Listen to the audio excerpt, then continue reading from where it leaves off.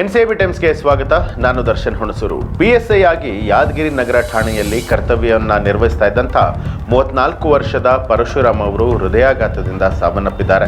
ಇತ್ತೀಚೆಗೆ cyber crime PSI ಆಗಿ ಕಾರ್ಯವನ್ನ ನಿರ್ವಹಿಸ್ತಾ ಇದ್ದಂಥ ಪರಶುರಾಮ್ ಅವರು ಮೊನ್ನೆಯಷ್ಟೇ ನಗರ ಠಾಣೆಯಲ್ಲಿ ಅಭಿಮಾನದ ಬೀಳ್ಕೊಡುಗೆಯನ್ನ ಪಡೆದಿದ್ರು.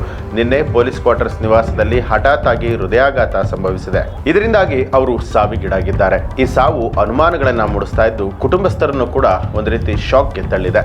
ಪರಶುರಾಮ್ ಅವರ ಪತ್ನಿ ಗರ್ಭಿಣಿಯಾಗಿದ್ದು ತವರಿಗೆ ತೆರಳಿದ್ರು. ಇದೀಗ ಅವರು ಮರಳಿದ್ದಾರೆ. ಸ್ಥಳೀಯ ಶಾಸಕರಾದಂತಹ ಚನ್ನಾರೆಡ್ಡಿ ಪಾಟೀಲ್ ತುನ್ನೂರು ಅವರು ಲಂಚದ ಹಣಕ್ಕಾಗಿ ಹೇರ್ತಾ ಇದ್ದಂತಹ ಒತ್ತಡದಿಂದಲೇ ಪತಿಗೆ ಹೃದಯಾಘಾತ ಉಂಟಾಗಿದೆ ಅಂತ ಹೇಳಿ ಗಂಭೀರ ಆರೋಪವನ್ನು ಪತ್ನಿ ಮಾಡಿದ್ದಾರೆ.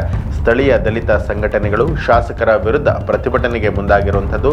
ಈ ಕುರಿತು ಪರಶುರಾಮ್ ಅವರ ಪತ್ನಿ ಶ್ವೇತಾ ದೂರು ಕೊಟ್ಟಿದ್ದಾರೆ.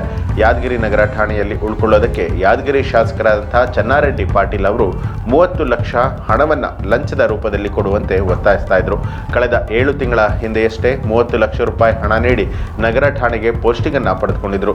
ಇದರಿಂದ ಸಾಲದ ಸುಳಿಗೆ ಸಿಕ್ಕಿ ಹಾಕಿಕೊಂಡಿದ್ರು. ಇದೀಗ ಮತ್ತೆ ನಿಯಮ ಬಾಹಿರವಾಗಿ ವರ್ಗಾವಣೆಯನ್ನ ಮಾಡಿ ಆದೇಶ ಹೊರಡಿಸಿದ್ದಾರೆ.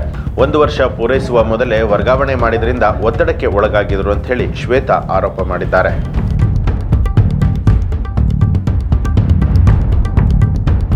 ಇದು ಈ ಹೊತ್ತಿನ ಪ್ರಮುಖ ಸುದ್ದಿಗಳು. ಮತ್ತಷ್ಟು ವಿಶೇಷ ಸುದ್ದಿಗಳಿಗಾಗಿ ನೋಡ್ತಾ ಇರಿ ಎನ್ಸಿಬಿ ಟೈಮ್ಸ್, ಅಪರಾಧ ಮುಕ್ತ ರಾಷ್ಟ್ರಕ್ಕಾಗಿ.